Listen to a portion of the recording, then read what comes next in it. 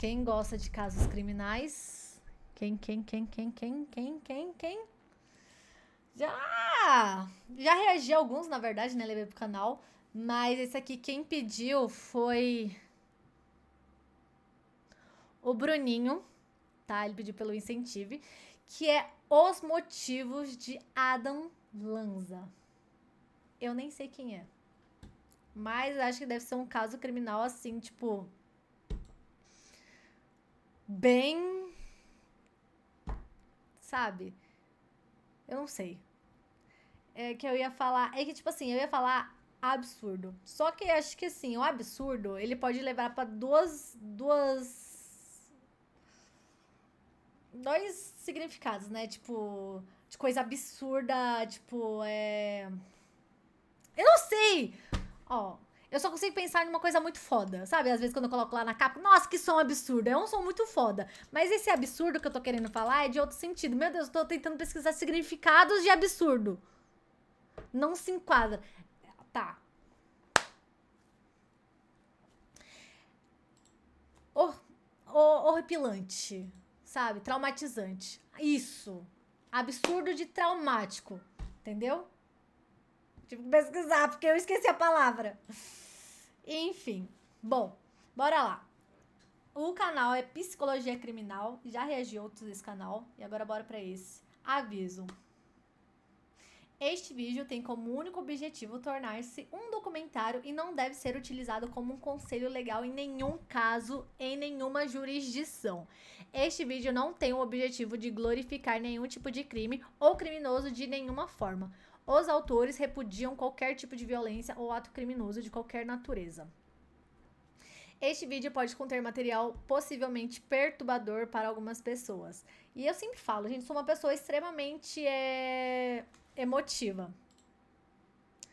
Eu sou emotiva, eu sou uma pessoa sensível, mas vocês não cansam de patrocinar filmes, ou filmes também, de vídeos assim, né? Ah, foda-se que ela é sensível.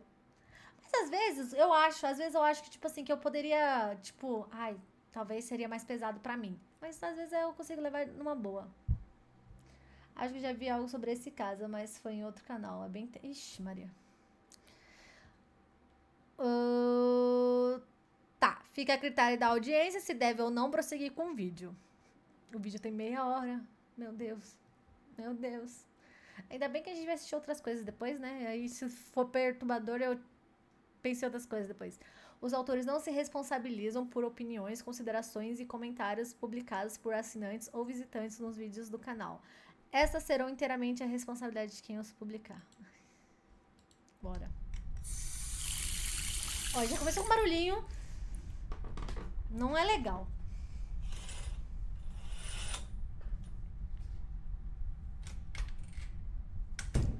Mano, olha a cara do...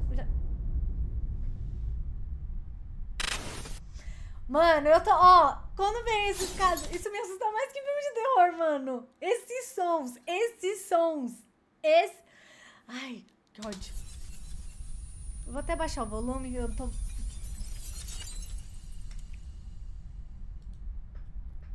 tô com medo, cara.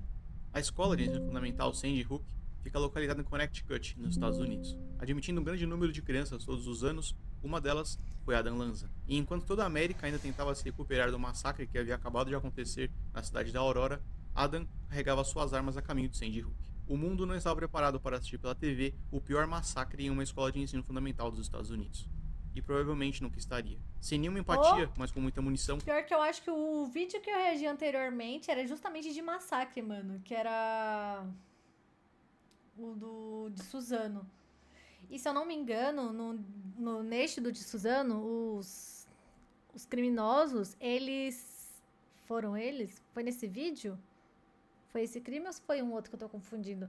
Meio que se inspiraram em um outro, tipo assim, acho que em um massacre tipo, que aconteceu nos Estados Unidos mesmo. Seria referente a esse, será? Ou nada a ver, eu tô chapando? Adam seguiu o protocolo Columbine, assassinando 27 pessoas em uma carnificina cruel e inexplicável. Adam Peter Lanza nasceu no dia 22 de abril de 1992 de seus pais Peter e Nancy em New Hampshire. Seus pais haviam se conhecido na escola, onde iniciaram seu relacionamento. A casa da família foi construída pelo casal sobre a fazenda de seus avós, onde tiveram 2 filhos, o mais velho Ryan e o mais novo Adam. O casal fazia parte da classe média e não havia dinheiro suficiente para ambos, Peter e Nancy, irem para a universidade. Eles então decidiram que o dinheiro seria utilizado para que Peter realizasse seu curso com o objetivo de sustentar financeiramente a família. Algum tempo depois, Nancy admitiu que largar a universidade foi o maior arrependimento de sua vida. Enquanto Peter frequentava a universidade, Nancy iniciou o próprio negócio, criando uma lavanderia. Essa empresa foi vendida e a mulher foi trabalhar em uma companhia de seguro de vida. Enquanto grávida de seu primeiro filho, Nancy viajava 80 quilômetros para chegar ao emprego sem maiores problemas. Com a gravidez de Adam, entretanto, isso já não era mais possível. Mesmo experiente de sua primeira gravidez, Nancy lutou para lidar com a náusea que parecia mais intensa e constante do que antes. Sem conseguir fazer a viagem, Nancy recebeu uma licença para permanecer em casa até que Adam nascesse. Afastada do trabalho por 5 meses e com 2 crianças para cuidar, Nancy foi desligada da empresa. Por sorte, Peter havia terminado a universidade e já trabalhava como vice-presidente de sua empresa, o que trouxe alguma segurança financeira para a família. Até os 3 anos de idade, Adam não era capaz de falar, produzindo apenas alguns sons como tentativa. Seus familiares disseram que era como se o garoto estivesse inventando o próprio idioma. Apesar de ninguém entender o que ele falava, Adam parecia bastante criativo e interagia normalmente com seus brinquedos. Ele foi levado ao médico para que uma avaliação fosse feita, mas não houve um resultado conclusivo. Em 95, Adam parou totalmente de emitir sons, entendido pelos médicos na época como uma resposta, já que ninguém compreendia o que ele queria dizer. Eventualmente, Adam conseguiu desenvolver a fala, mas outros problemas começaram a aparecer no garoto. Ele exibia diversos comportamentos repetitivos, batendo na própria cabeça várias vezes. Adam era extremamente sensível a odores, muitas vezes alegando sentir cheiros que não estavam lá. Da mesma forma, certos contatos com sua pele o incomodavam, fazendo com que sua mãe removesse as etiquetas de suas roupas. Aos poucos, a família começou a notar o surgimento de traços de transtorno obsessivo-compulsivo, também conhecido como TOC. Adam também foi diagnosticado com transtorno de processamento sensorial. Essa é uma condição neurofisiológica na qual a entrada sensorial é mal detectada ou mal interpretada. Isso pode levar à inabilidade de processar o calor ou frio, cansaço e fome. Adam tinha problemas com barulhos muito altos e multidões. Da mesma forma, era extremamente sensível a cores e luzes muito fortes, o que fez com que Adam tivesse dificuldade em utilizar as apostilas da escola, que contavam com muitos desenhos coloridos para crianças. Sua mãe, na tentativa de ajudar o filho, fez uma cópia preto e branco dessas apostilas para que Adam pudesse acompanhar as aulas. Com o tempo, a luz do sol passou a incomodar Adam, fazendo com que ele prendesse sacos pretos nas janelas de seu quarto, impedindo completamente a luz natural. A privação de luz solar, por um tempo muito prolongado, pode impactar a saúde do sujeito de forma negativa, principalmente ao que diz respeito da parte psicológica. Conseguir perceber se está de dia ou de noite é extremamente importante para diversas funções do nosso corpo, impactando diretamente o humor, raciocínio e atividades biológicas básicas. E já com tantos problemas, a chegada do comportamento antissocial foi natural para Adam. Ele queria se proteger de um mundo tão luminoso e barulhento. Essa proteção veio em forma de isolamento, em um quarto escuro e sem amigos. Adam permaneceu com breve acompanhamento médico, mas não há registros sobre a sua resposta ao tratamento de suas condições.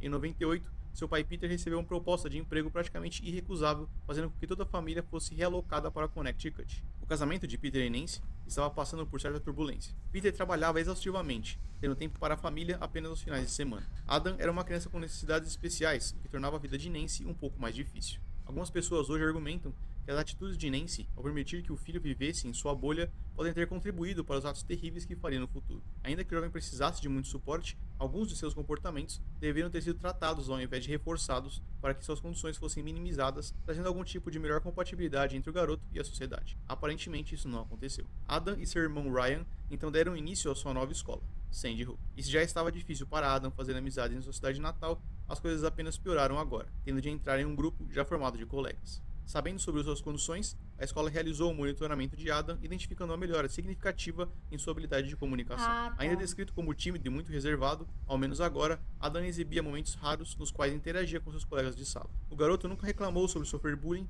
e nenhum de seus pais foi alertado sobre algum incidente dessa natureza. Podemos imaginar que em algum momento Adam tenha sido alvo de piadas por conta de suas condições, mas também por conta das mesmas, possivelmente ele nunca foi capaz de perceber. De qualquer forma, esse não parece ter sido um problema para Adam, que nunca mencionou bullying em nenhum de seus trabalhos escolares ou publicações na internet. Eventualmente, Peter e Nancy se divorciaram, causando um forte impacto na vida de Adam e Ryan. Entretanto, como já viam o pai apenas aos finais de semana, o processamento daquele evento ocorreu de forma mais sutil. Na mesma época, Adam conseguiu seu primeiro amigo na escola, e com ele escreveu um livro. Em tradução livre, O Grande Livro da Vovó. Ao contrário do que sugere o título e a capa, esse era um livro muito distante do que um garoto de ensino fundamental escreveria. Ele continha assassinato de crianças, canibalismo e taxidermia de humanos, entre outros tópicos. Uma criança escreveu um livro assim?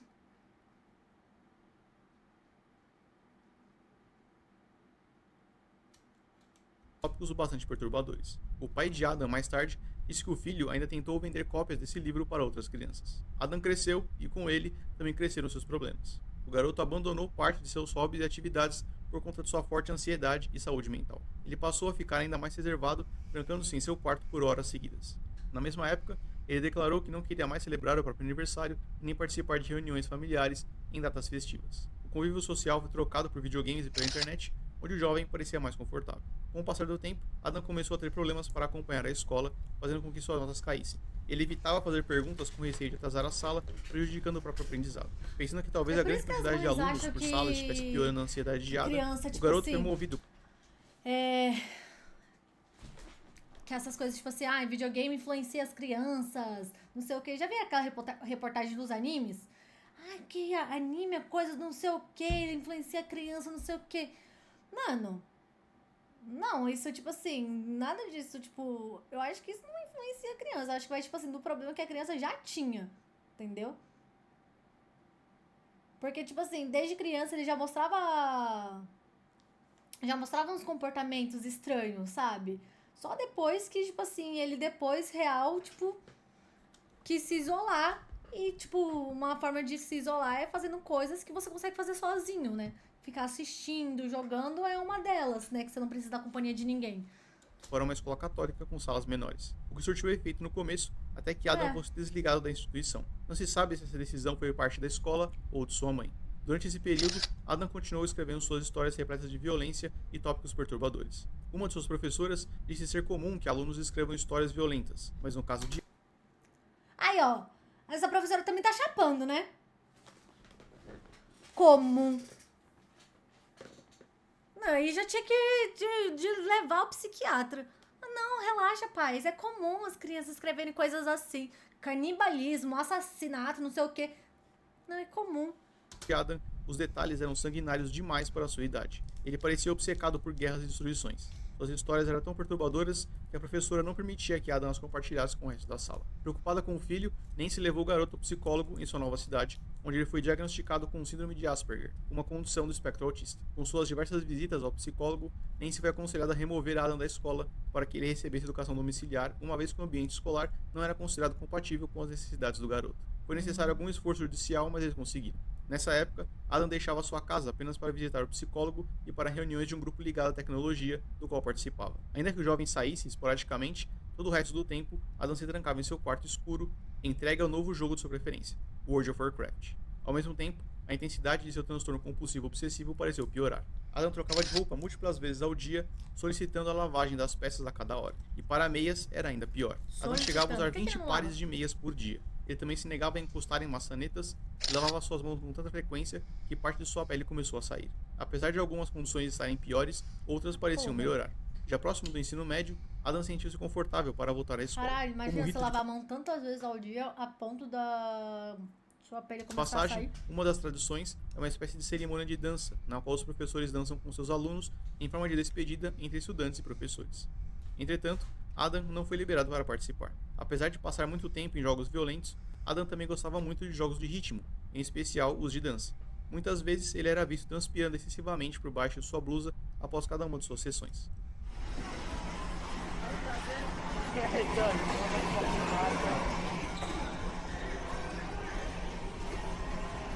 Caralho, eu nunca consegui jogar isso.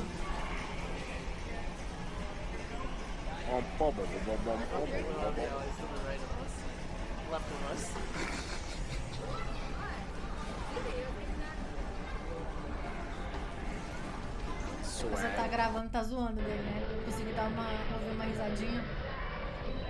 Eu sempre quis jogar isso.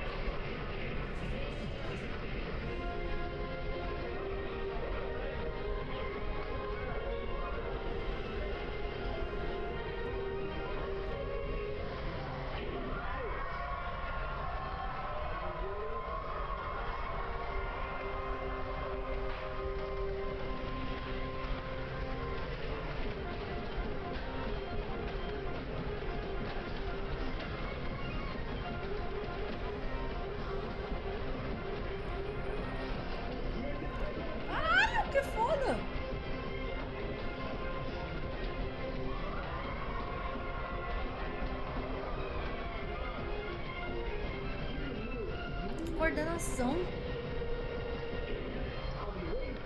Para deixar o garoto mais à vontade e tentar preencher o fato de ele não poder dançar com seus professores, sua mãe comprou para Adam um tapete compatível com esse jogo para que ele pudesse estendê-lo em seu quarto para jogar quando quisesse, o que provavelmente isolou ainda mais o garoto, que tinha ainda menos motivos para sair do quarto.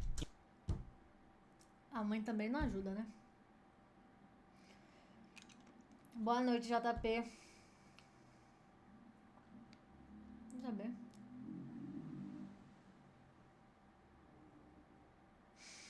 Não, então, tipo assim, ó. Ele só saía de casa pra jogar esse jogo lá no fliperama ou pra ir no grupo lá do bagulho da internet. Aí, a mãe, pra ajudar, né? Ajudar piorando, comprou esse tapete do jogo e aí ele deixa mais tempo dele em casa mesmo. Sem ter, tipo, contato com a sociedade. Inclusive, é bastante interessante observar o quarto de Adam. Não fosse pelos sacos pretos na janela, aquele parecia um quarto de hotel. É normal que um quarto assuma uma certa identidade, espelhando a pessoa que nele habita. Quadros, fotos, objetos decorativos e bagunça do dia a dia podem dizer muito sobre a personalidade da pessoa. É incrível como a falta de tudo isso também expressa bastante quem Adam era. Limpo, organizado e vazio de emoção. Apesar de contra a vontade de seu psicólogo, a família de Adam julgou melhor que o garoto voltasse à escola. Mesmo pessimista, o profissional sugeriu que, nesse caso, Adam evitasse o contato com muitas pessoas. De volta ao colégio, então... o garoto chegava sempre mais cedo ou mais tarde. Então a mãe, no caso, fez bem, na verdade, de colocar o tapete, já que a recomendação do psicólogo, psiquiatra, era que ele evitasse ter contato com a população. Passando todo o resto do tempo na internet, trancado em seu quarto. Com tanto tempo na internet e viciado em violência, não demorou até que Adam encontrasse conteúdo sobre assassinos em massa. E o que mais lhe chamou a atenção foi o massacre de Columbine. Adam passou a frequentar fóruns na internet. Nossa senhora! É esse o massacre, né? Que os caras de Suzano se inspiraram. O Adam também se inspirou nesse massacre. Que debatiam sobre o assunto utilizando o apelido Smiggles. Um desses locais era um fórum direcionado a um jogo de RPG sobre o massacre de Columbine, no qual Adam admite que já frequentava há muito tempo, mas ainda não havia criado uma conta por medo de entrar em uma lista de observação do governo para atos terroristas. Com um novo apelido online, Cambridge, Adam passou a editar muitos artigos da Wikipédia, todos sobre atiradores em massa. Ele tinha uma planilha com 500 casos de atiradores e cada uma de suas características. Número de vítimas, local, armas utilizadas e se o atirador havia morrido ou não eram apenas algumas de suas anotações. Adam também engajou em discussões sobre armas de fogo, aprendendo muito sobre os tipos que mais gostava, todos os rifles de assalto. E essa paixão por armas não era exclusividade de Adam. Sua mãe também era descrita como alguém que adorava armas de fogo, guardando muitas delas em sua casa. Eventualmente, ela tentou compartilhar aquele hobby com seus 2 filhos, levando os garotos a um estande de tiro para que praticassem com ela. Se hoje ela soubesse o que estava fazendo na época, provavelmente teria trocado suas armas por qualquer outra coisa. Em 2011, Adam fez uma participação remota em um programa anti-civilização em uma estação de rádio, de nome Anarchy Radio. Aquele era um programa que tratava de casos criminais e atos de violência. Adam entrou em contato, aparentemente simpatizando com a história de Travis, o chimpanzé, comparando ele a um assassino em massa. Travis, o chimpanzé, foi um animal domesticado e criado como se fosse um ser humano. Em fevereiro de 2009, ele espancou uma amiga da família, deixando a mulher cega e dilacerando diversas partes de seu corpo. O chimpanzé foi alvejado de... Ah, eu lembro desse caso. A gente viu em algum vídeo. Eu lembro desse caso. Com a história de Travis, o chimpanzé, comparando ele a um assassino em massa. Travis, o chimpanzé, foi um animal domesticado e criado como se fosse um ser humano. Em fevereiro de 2009, ele espancou uma amiga da família, deixando a mulher cega e dilacerando diversas partes de seu corpo. O chimpanzé foi alvejado e morto com a chegada da polícia. Eu lembro desse caso. E se eu não me engano, a mulher, que criava, né, esse chimpanzé, ela falou que ainda não se arrepende de ter criado ele, alguma coisa assim do tipo. Eu fiquei indignada. Eu falei assim, mano, não é possível. Acho que era alguma coisa assim. Hello. We get the collapsible headphones here, but we're back. Sorry, we got Greg on the phone. Oh, Greg. Okay. How's it going? Hi, good. I'm a fan of your writing. Thank you. I'm Thank sorry you to very bring up such an old news story, but I couldn't find anything that you said about the topic, and it seems relevant to your interests, so I thought I would bring up Travis the chimp. Do you remember him? I don't. Well, he was a highly domesticated chimpanzee who lived in a suburban home in Stamford, Connecticut. Oh, yeah. Oh. And he was raised just like a human child starting from the week he was born. by the time that he was 14 years old, which would be somewhere around age 20 in human years. Uh-huh. He slept in a bed, he took his own baths, he dressed himself, he brushed his teeth with an electric toothbrush. Really? When was this? Well, this happened in early 2009. Oh. Oh. Uh-huh. He ate his meals at a table and enjoyed human foods like ice cream. And he used a remote control to watch television and liked baseball games. And he even used a computer to look at pictures on the internet. Huh. And it goes without saying that Travis was very overweight. He was 200 pounds when he should have been around the low hundreds. Mm-hmm. And he was actually taking Xanax. Amazing. I couldn't find any information about why he was taking it, but it just seems to say a lot that he was given it at all. And basically, I think Travis wasn't really any different than a mentally handicapped human child. But anyway, one day in February 2009, he was acting very agitated, and at some point grabbed his owner's car keys, went outside and started beeping from car to car, apparently wanting to go for a car ride. And he was acting very aggressively, so his owner called her friend over to get her to help him to calm down and go back inside. And once she arrived, he immediately attacked her, and his owner tried to stop him, but couldn't, and she even resorted to stabbing him with a knife, but nothing worked. And she said that after she stabbed him, he looked at her as if to say, "Why'd you do that to me, Mom?" Because apparently that was what their relationship was like, no different than between a human mother and a human child. So after the stabbing, she called the police, who arrived 12 minutes after the attack, at which point her friend was pretty close to dead. And once the cruiser came up, Travis went over to it, tried to open the locked passenger door. He smashed off the side view mirror, went over to the driver's door, opened it, and the cop shot him. He fled back into the house, where he went to his playroom and bled to death. And this might not seem very relevant, but I'm bringing it up because afterward, everyone was condemning his owner for saying how irresponsible she was for raising a chimp like it was a child, and that she should have known something like this would happen because chimps aren't supposed to be living in civilization, they're supposed to be living in the wild among each Só falta ele ter se comparado com o chimpanzé. Porque o psicólogo falou que ele não podia... que era bom evitar o contato com a população. other.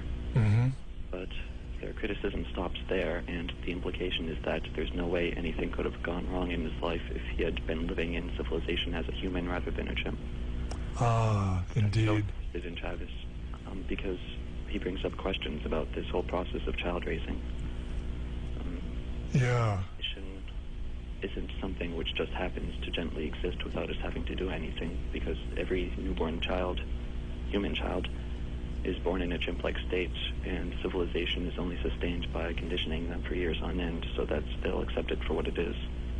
And since we've gone through this conditioning, we can observe a human family raising a human child, and I'm sure that even you have trouble intuitively seeing it as something unnatural.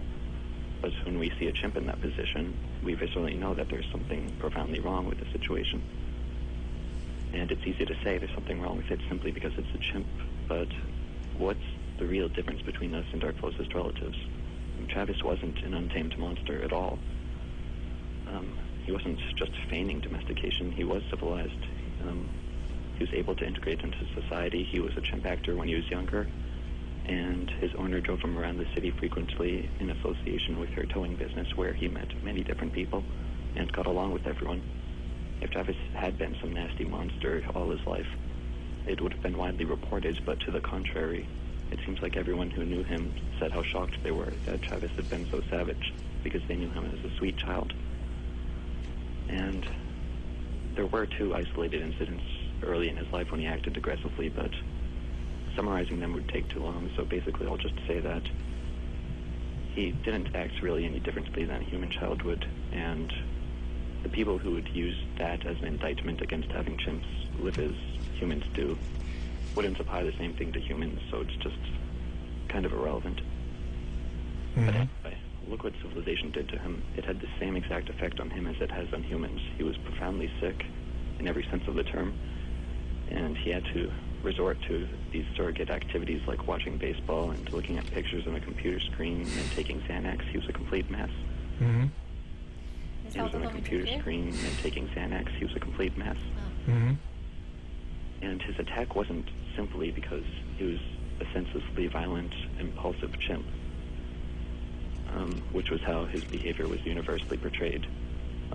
Immediately before his attack, he had desperately been wanting his owner to drive him somewhere. And the best reason I can think of for why he would want that, looking at his entire life, would be that some little thing he experienced was the last straw, and he was overwhelmed by the life that he had, and he wanted to get out of it by changing his environment, and the best way that he knew how to deal with that was by getting his owner to drive him somewhere else. Yeah. And when his owner's friend arrived, he knew that she was trying to coax him back into his life of domestication, and he couldn't handle that, so he attacked her and anyone else who approached him. And dismissing his attack as simply being the senseless, violent impulsiveness of a chimp instead of a human is wishful thinking at best. Mm-hmm. His attack can be seen entirely parallel to the attacks, random acts of violence that you bring up on your show every week, committed by humans, which the mainstream also has no explanation for. And if he's No. an actual human, I just don't think it would be such a stretch to say that he very well could have been a teenage. Ai, inglês é muito rápido. Mano, olha as coisas que ele fala, velho.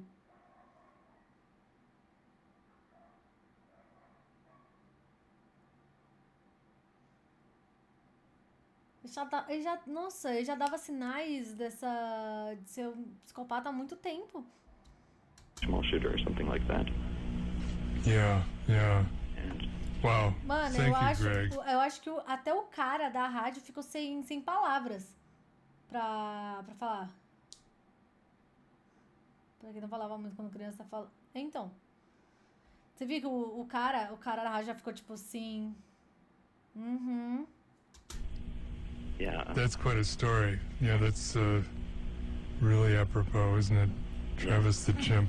it's just that I'm a little surprised that I never heard you bring it up at all because maybe I'm just seeing connections where there aren't any, but Not, I think not. No, I didn't catch that one. I didn't, maybe I was out of the country or something. I don't know, but I missed it.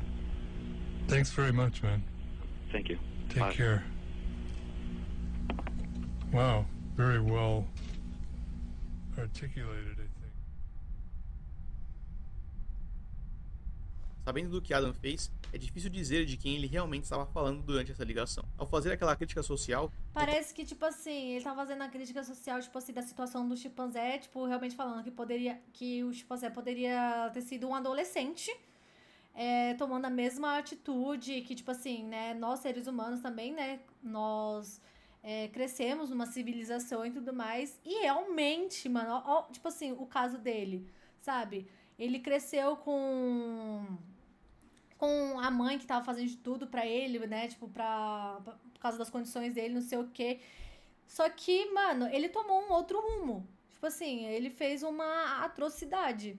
Então ele começou a comparar, tipo assim, como se, tipo assim, ele fosse dar um sinal de que, mano, como se ele fosse fazer algo, comparando um entendeu? atirador em massa com um animal selvagem, Adam poderia muito bem estar dando um sinal do que faria no futuro. É possível que, Aí. assim como aquele animal, Adam se visse preso em um mundo que não era compatível com ele. E, infelizmente, sua história não terminaria muito diferente da de Travis. Para alguém com dificuldades em se comunicar, Adam pareceu realmente muito bem articulado. Após essa ligação, Igual ele criou o uma Edson publicação no falou. fórum, onde havia marcado a conversa com o apresentador, dizendo-se impressionado Boa com a noite, própria João. voz e com sua forma de comunicação. Nessa época, Adam exibiu algumas melhorias em seu comportamento social, interrompendo seu acompanhamento com o psicólogo. Ele conseguiu acompanhar as aulas e terminou a escola de forma bastante tranquila. Chegando à faculdade, Adam interrompeu o curso ainda no primeiro ano. E é aqui que a sua história começa a ficar mais estranha e perigosa. Algum evento muito traumático pode ter acontecido nesse período, fazendo com que Adam ficasse mudo permanentemente. Ele agora Mudo? cobria seu rosto quando falavam com ele e permanecia em seu quarto sem comer por longas horas. Nem se enviou um e-mail para Peter, mas não foi capaz de explicar o que teria ocasionado essa mudança drástica em Adam. A partir de então, a única forma com a qual conseguia conversar com o próprio filho, mesmo morando dentro da mesma casa, era via e-mail. Adam também proibiu a entrada de qualquer pessoa em seu quarto, mesmo se fosse para a limpeza. Algum tempo depois, Adam tentou entrar para o exército, mas não teve sucesso. Disse ao pai que queria realizar alguns cursos escolhendo 5 para fazer de maneira paralela. Peter não julgou aquilo realista, causando uma discussão entre os dois, o que marcou o fim do relacionamento entre pai e filho. Peter tentou entrar em contato diversas vezes, mas Adam nunca respondeu. Seu irmão Ryan conseguiu um emprego em Nova York e também deixou o local. Naquela casa agora, moravam apenas Adam e Nancy. No dia 13 de dezembro de 2012, o GPS do carro de Adam revelou que das 9h09 até as 9h32 da manhã, o veículo se deslocou até próximo à escola fundamental Sandy Hook. Não há indícios de que Adam tenha entrado no espaço escolar nesse momento. Ele então seguiu de volta, virando à direita, para uma rua mais distante da escola e usou a mesma rota para voltar para casa. Por qual motivo Adam fez esse trajeto é desconhecido. Às 10 horas da noite daquele mesmo dia, a mãe de Adam, Nancy, retornou de uma viagem à fazenda da família. Chegando em casa, ela tomou um banho, leu um livro e foi dormir. Completamente isolado em seu quarto, obcecado com assassinos em massa e cúmplice de seus próprios pensamentos perturbados, Adam decidiu que era hora de dar um fim a tudo. Ele ainda acessou o site da escola de Sandy Hook algumas vezes, sugerindo algum nível de planejamento. É possível que toda a frustração pela qual já havia passado, sem conseguir viver uma vida normal e agora com relações rompidas com o próprio pai, tivessem levado Adam à depressão ou provável pior da mesma. Fosse como fosse, o dia do massacre havia chegado. Era hora de Adam compartilhar com o mundo toda a frustração e ódio que sentia.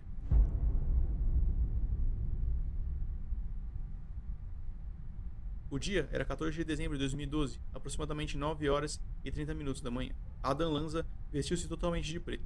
Camiseta, calça, sapatos, meias, cinto, luvas e um chapéu. Por cima de sua camiseta, uma outra camisa polo também preta.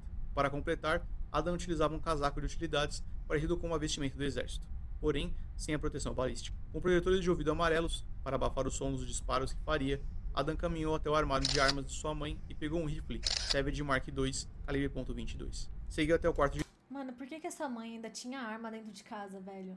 Sabendo de todo o histórico mental do filho. Sobre as coisas, tipo assim, as histórias perturbadoras que ele escreve desde criança. Essa obsessão de coisa sanguinária. Nancy, que estava dormindo em sua cama. Adam apontou o rifle para a cabeça da própria mãe e disparou 4 vezes, levando a mulher a óbito instantaneamente. Segundo Peter, Adam teria disparado uma vez para cada membro da família: Nancy, Ryan, Peter e Adam. Como seu pai e irmão não estavam na casa, sua mãe recebeu os disparos por eles. Nancy havia feito de tudo para proteger Adam e tornar sua vida mais confortável, e como pagamento, foi covardemente executada pelo próprio filho. E o plano de Adam estava apenas começando. Ele voltou ao próprio quarto, removeu o HD de seu computador, o local no qual os arquivos ficam armazenados, e destruiu o dispositivo. Pegou seu óculos escuro e retornou ao armário de armas. Além da primeira arma, Adam agora também carregava um rifle Bushmaster XM15 E2S, com 10 carregadores, cada um com 30 munições. Uma shotgun Saiga 12, uma pistola Glock 20 Tudo SR isso ele pegou na e outra casa pistola dele? 9mm Sig Sauer P226, junto com uma grande quantidade de munição. Armado até os dentes, Adam entrou no Honda Civic preto de sua mãe e dirigiu até seu próximo alvo, a Sandy Hook Elementary School. Com muitas armas para carregar, Adam deixou a shotgun no carro, saindo do veículo com seu rifle em mãos. O primeiro disparo foi na porta de vidro, garantindo sua entrada no prédio. Alguns professores ouviram o disparo. Mano, eu tô... Gabriel mandou R$10. Boa noite, quando VCI vai fazer um Reacts, os melhores áudios do Luquera, na live do Super Xandão, canal do Murilo Cortes. É isso, eu já separei pra ver também. Mano, tipo assim, eu acho que foi Cara, ela não devia ter deixado armas dentro de casa, velho. E o pior, o garoto tinha 100 ainda. Boa noite. Com todo esse histórico de comportamento dele... Porém, não conseguiram identificar o barulho. A diretora da escola, Dawn Rockspring, e a psicóloga Mary Sherlock correram para a entrada, já imaginando o pior. Natalie Hammond, a líder das professoras, seguiu as mulheres que deram de cara com o rifle de Adam. Seus gritos alertaram os outros professores, provavelmente salvando suas vidas. Adam disparou, alvejando a diretora e a psicóloga de forma letal, levando ambas a óbito. Natalie foi baleada na perna e se fingiu de morta, conseguindo sobreviver. Os disparos e gritos foram alerta suficiente para que todos já soubessem o que estava acontecendo. O pesadelo havia chegado a Sandy Hook. Um sobrevivente de 9 anos disse lembrar de ouvir o atirador gritar "mãos para cima", seguido por alguém pedindo para que ele não atirasse. O rifle de Adam disparou diversas vezes, fazendo algumas vítimas e feridos no processo. O atirador entrou no escritório principal, mas não foi capaz de ver as pessoas escondidas por baixo das mesas. A enfermeira da escola, de 60 anos, se lembra de ver os sapatos de Adam por baixo da mesa, a menos de 7 metros de distância. Após alguns segundos, ele girou em seus calcanhares e voltou para o corredor principal sem realizar nenhum disparo. O zelador da escola correu por esse mesmo corredor, alertando sobre o massacre. Infelizmente, isso não foi o bastante.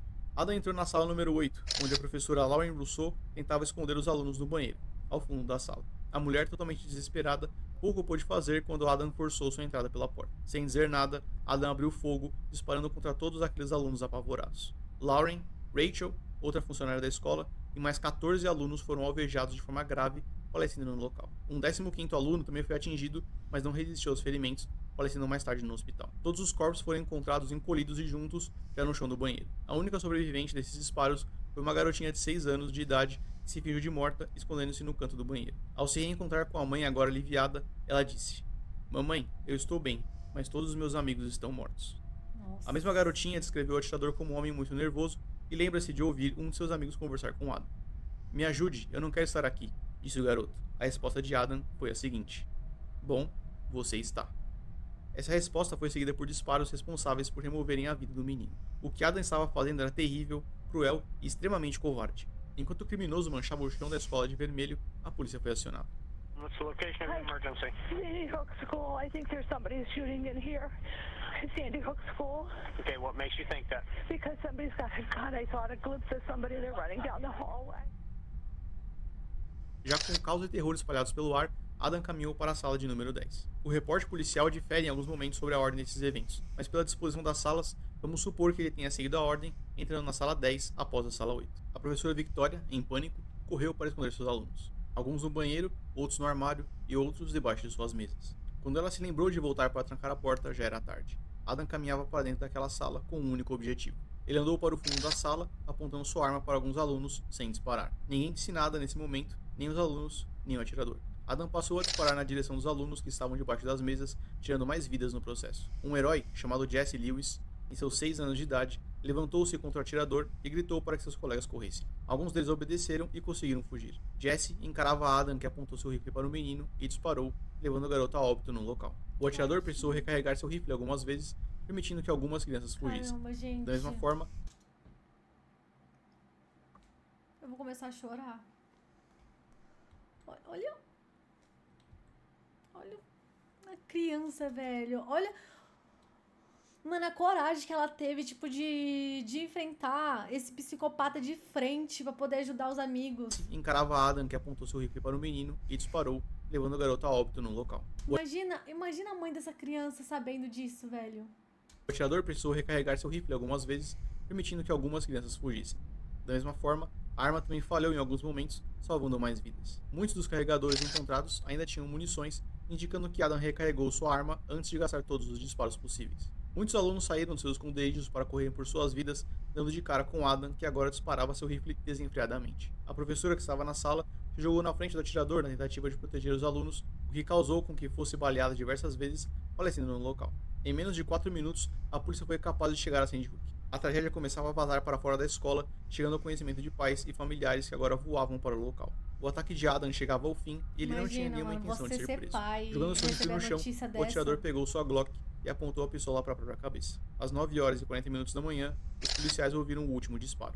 O massacre de Sandy Hook havia terminado. Os agentes invadiram a escola rapidamente, resgatando alunos e professores barricados. Diversas unidades de polícia e resgate chegaram rapidamente para responder ao terrível ataque de Adam. Em poucos minutos, o corpo do atirador foi encontrado já sem vida, com um ferimento de arma de fogo na cabeça. Ao todo, foram 26 pessoas executadas na escola. Somado ao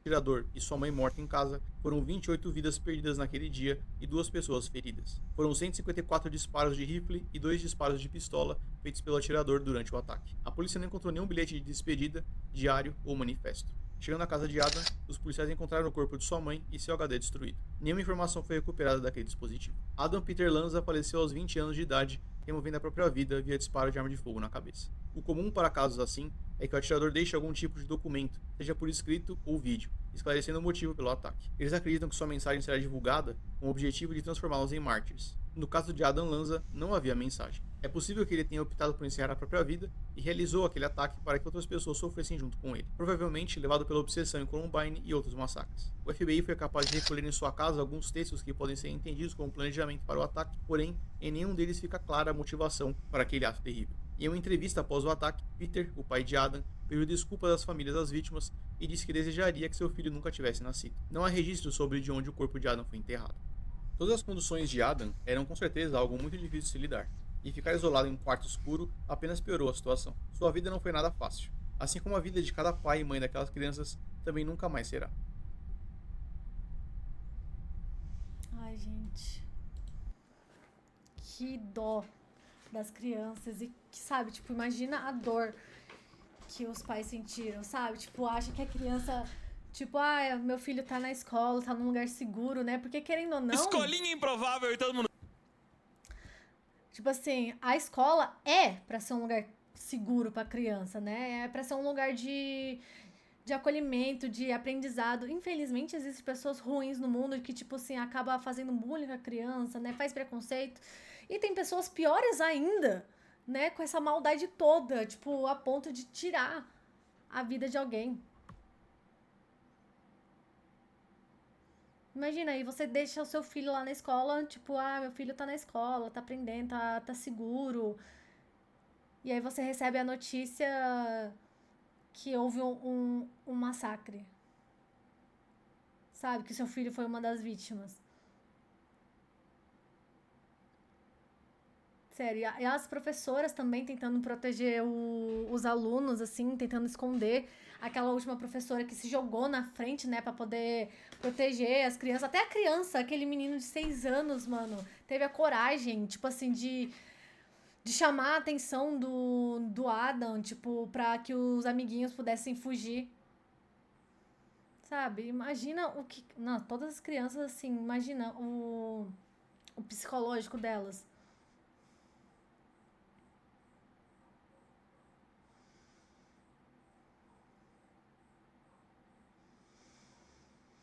Mano, mas assim, tipo assim, todas essas armas, mano, ó a rinca de armas que ele tirou, que ele levou, e munições. Ele pegou tudo da casa dele, porque, tipo, a mãe dele tinha porte e tal. Mano, a partir do momento que sei lá, o meu filho já mostrasse um comportamento agressivo, né? Tipo, ele foi diagnosticado com toque, essas coisas, passou por psicólogo. Mano, já não era pra ele ter contato com essas armas. Não era. Olha o tanto de arma que ele pegou.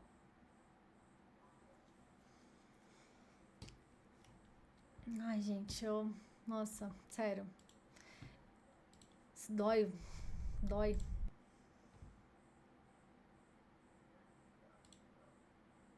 Olha a frase, talvez eu esteja apenas vendo conexões onde não existam, mas...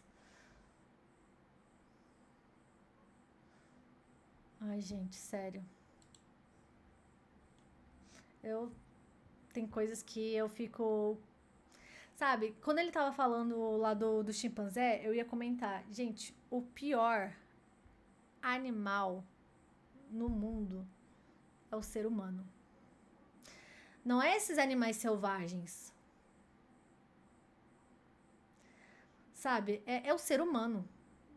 O ser humano é o pior ser que existe. Ai... Tem coisas que eu fico indignada, eu fico, não sei. Às vezes eu não gosto desse jornal por causa disso, gente. Eu sou muito fraca pra ver essas coisas. Eu sou muito sentimental, sabe? Às vezes eu quero chorar, às vezes, tipo assim, eu começo a imaginar a cena toda, porque minha mente, ela é, sabe?